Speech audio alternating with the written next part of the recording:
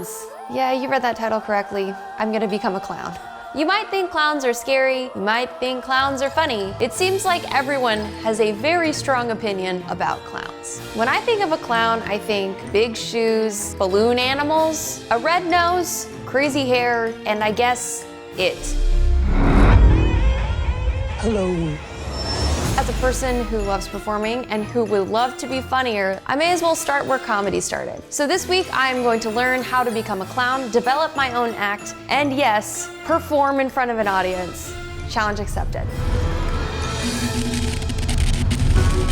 I'm Lisa. I'm Negin, and we are going to be teaching Michelle how to clown.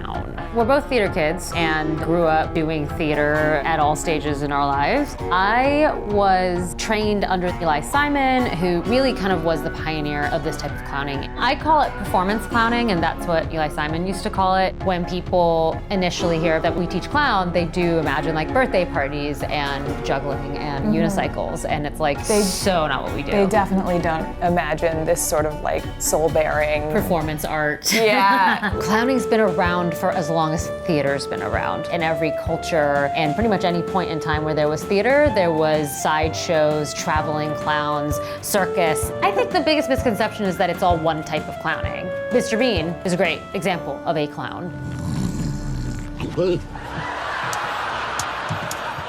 Like he is totally a clown, but he doesn't wear a nose. Sloths in Zootopia. There you go. That's a great clown scene. We are in a really big hurry. I am on It? break. Kramer is a clown.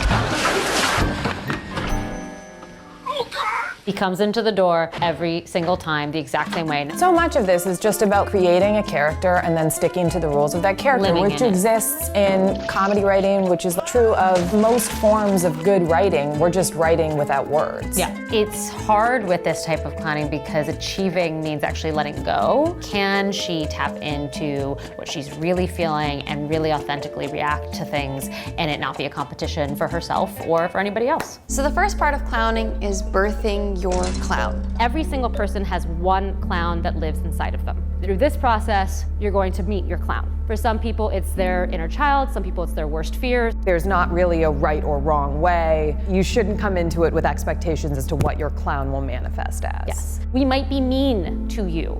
We might call you out on stuff. We are not being mean to you. We are being mean to your clown to see what your clown does in different situations. So clown, turn around for me. Okay. You're gonna face this wall. You're going to put the nose on, and actually, cameras, please don't film her putting the nose on. A unique element of clowning is the rule of not being allowed to see yourself put on or remove the nose. It makes you feel like you're seeing the world through different eyes and that you are a different person and that the rules are different. Birthing the clown, I learned, is more about having a one-on-one with yourself, allowing this character within you to come alive. Had we started to develop our clown in front of other people, would immediately self-judge and worry about what other people were thinking. Everybody clap for the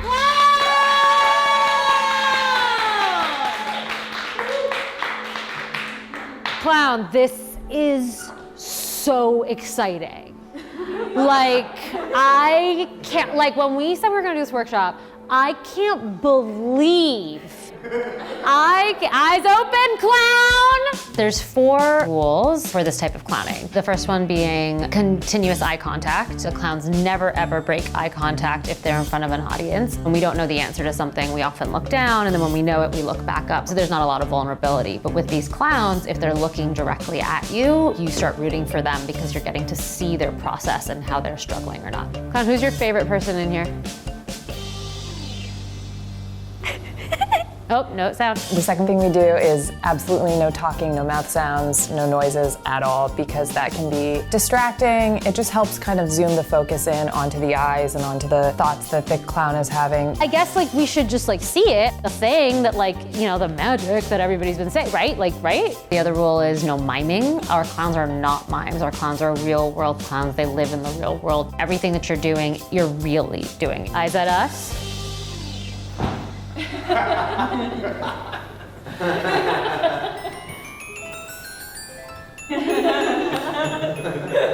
The fourth rule is always say yes. So if a person is asking a clown to do something, the clown has to do that thing. It's not about the clown has to do it enthusiastically or in a very specific way. We believe that every clown does everything. It's how they do it that's really interesting. Clown, that's like the thing, huh?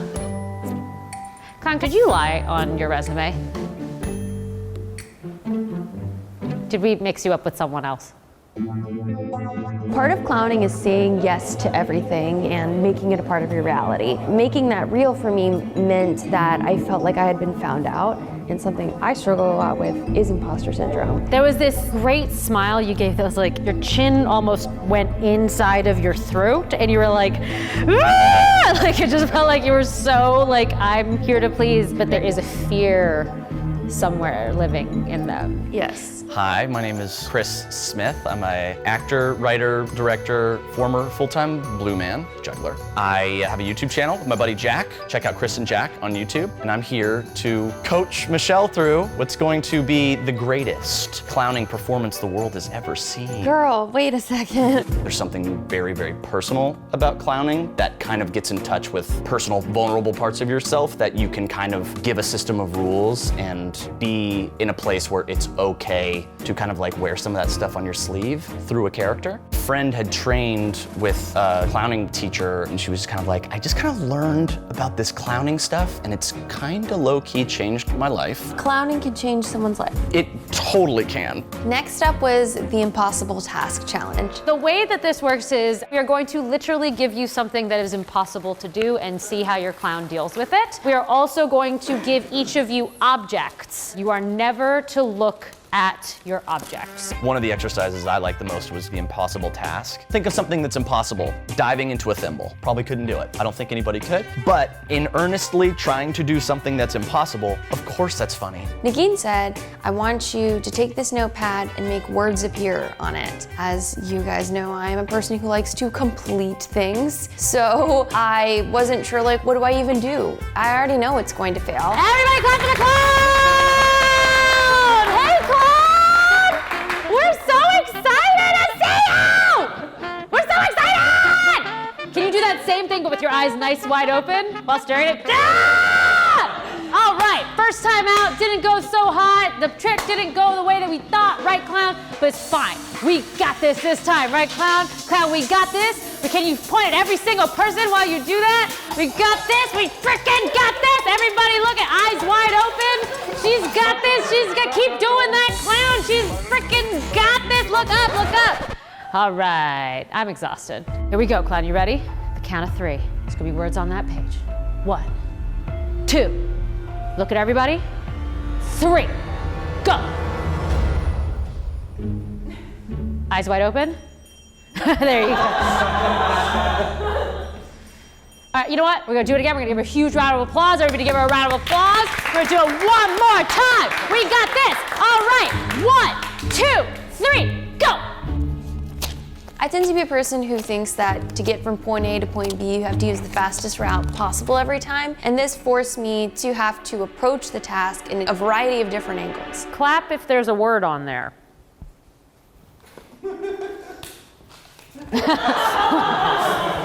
When we're nervous or anxious and adrenaline is going, there's this sense of wanting to like move fast, like just like get through the thing. But for clowning, you never know what little magical moments might show up if you just like take your time. Clown, there's literally no words on any of those pages. None of that worked. No, that one doesn't have it. Absolutely not. No, clown, it doesn't have it. Clown, do me a favor before you leave. Clown, are you flirting?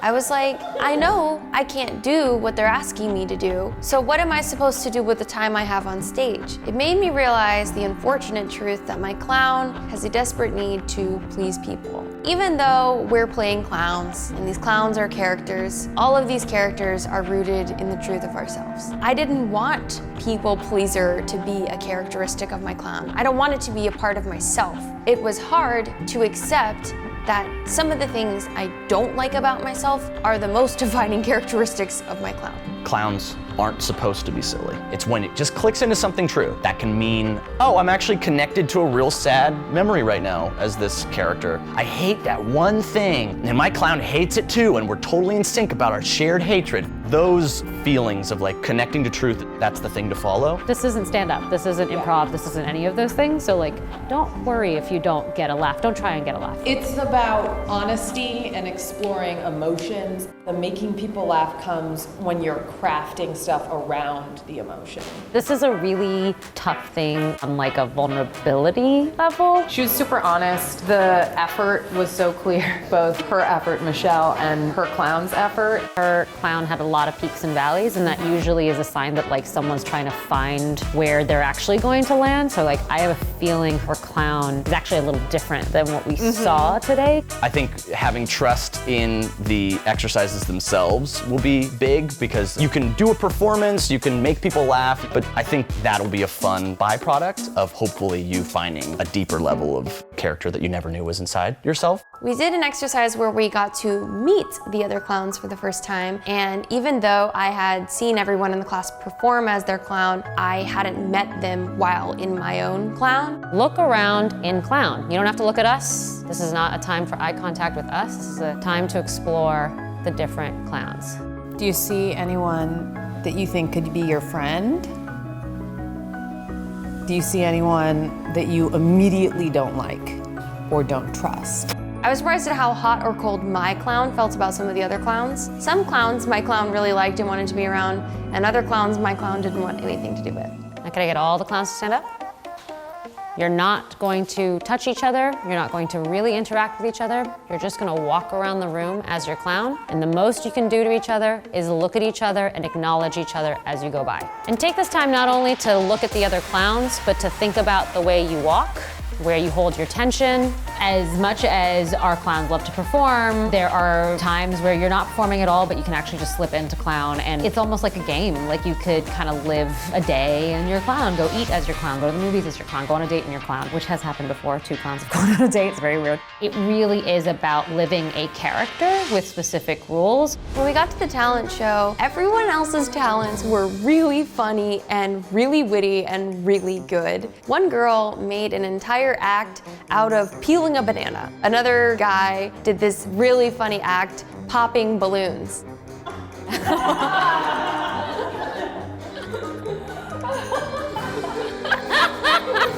Share that with everybody. Oh my God. I had a hard time putting my act together because I was trying to think of what is the craziest, most grandiose thing I could do.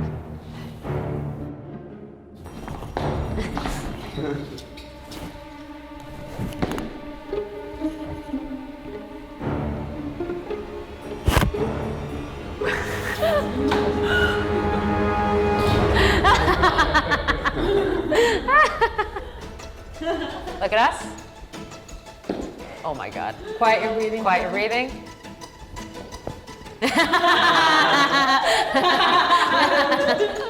I had to remember the impossible task. It doesn't matter what the task is or how simple it is. It matters how you approach it and be honest about your approach to it in your character. There's been so many times that I've just like half committed. By committing fully, even if it's completely in the wrong direction, the sense of commitment will make everyone in the room just like sigh a breath of relief. If you're in this middle ground always with these little exercises, you'll never feel like fully confident that you gave it a good shot, you know?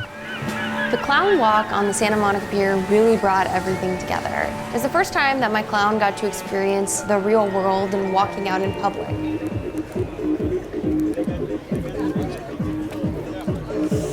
You love that? Try it on.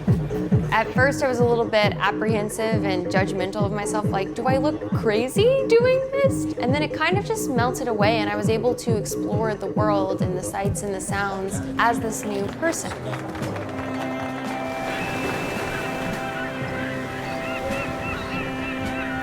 Are you the king of the world? Do you like that movie, clown? Is Titanic your favorite movie, clown? Do you like love stories, clown? Come with us, clown. Hey, clown, check out the arcade. I learned during the clown walk that my clown has a lot of empathy There was a moment when I saw a really cute animal on a machine at the arcade, and I went to hug it, and my clown realized that there were other animals in the machine that deserved to be hugged as well. My clown wanted to just hug all of them at once, which was impossible, but also a visual representation of how far the clown will go to make sure everyone is happy. And then we approached this fortune teller inside of a glass case. My human self would just walk by and think, that's a little bit weird. And my clown self thought, this person needs to be saved now. He's okay. He's okay. He's just working. Just his job. Yes, you. Come on over and let Zoltar be sharing with you your fortune. Pretty cool, right? Clown makeup was a much larger portion of the character than I thought it would be. The clown makeup is to emphasize who your character is. You start with a white base, just keep picking it up and putting it on until it's like you don't see my skin through it. Oh my God, I'm a ghost. So take this and start to think about like, what are the most important qualities that your clown has? Seeking approval, like, are you on the same page as me? Do you like what I'm doing? When I think about that, my eyebrows go up. Yeah, your eyebrows are huge and raised all the time. So you might even want to play with your eyebrows being even higher than your natural eyebrows.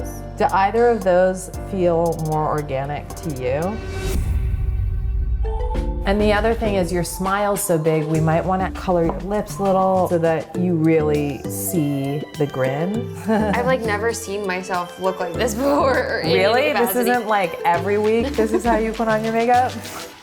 Because that's how I go out. Developing a clown act was actually quite difficult because there are so many options. It can be very, very simple or a complex juggling act. And I don't really have any special performance skills. For research, I watched a lot of Mr. Bean because a lot of his comedy is entirely visual jokes. After lots of iterations on different types of acts, the one that I landed on was a self-care picnic for my clown. There's lots of fine china and silverware and candles, all for this fast food meal. The basket also has lots of things that my clown just gravitates towards and loves, like a photo of Meghan Markle. Leading up to the performance, I was still having this concern of there are two types of laughter. One is laughing with you and one is laughing at you. And I didn't want it to be the laughing at you. The irony of this whole situation was that I was nervous about making a fool of myself. Meanwhile, a large part of clowning is exactly that. So tonight is the night of my clowning show. I didn't think that I would be this nervous about it.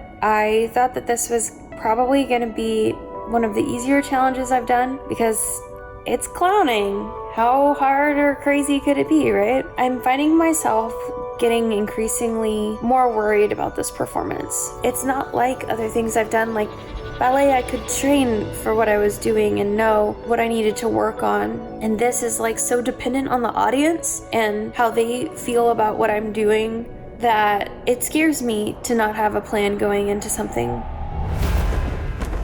I think it takes a lot of bravery and vulnerability to put on a silly face in a silly outfit and do weird things just to hope that someone will smile. I've always wanted to be like the funny girl, and I don't feel like I am. So if I'm not funny, then will I just be sad up there? It would suck to go up there and not have anybody laugh. So I really hope that someone laughs and somebody enjoys it. Next up, everybody, it's Michelle Khare!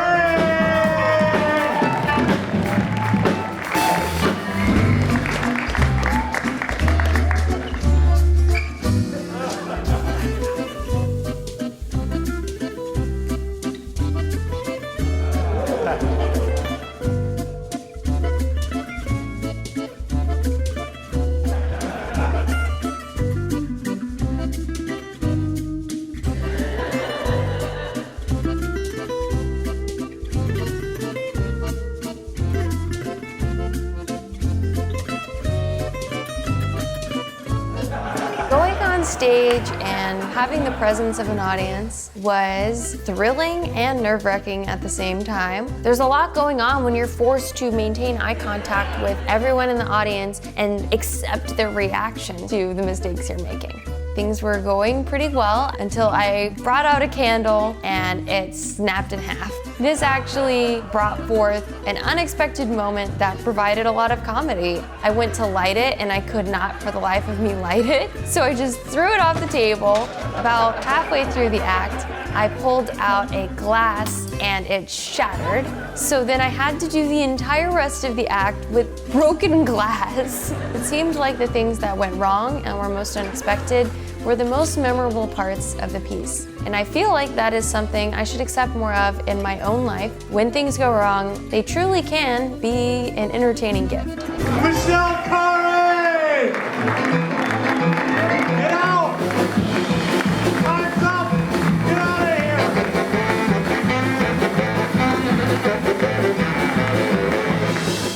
What I learned most about clowning is that some of the things that I have always told myself are bad qualities ended up becoming some of the best moments for comedy in the little act that I did. Something I want to work on more of in my own life is embracing those qualities of myself and seeing the positives in them. And I think that this is why people say clowning can change your life. If you guys are interested in becoming your own clown or taking a class with Lisa and Negin, be sure to visit their links below. If you guys enjoyed this video, please give it a thumbs up.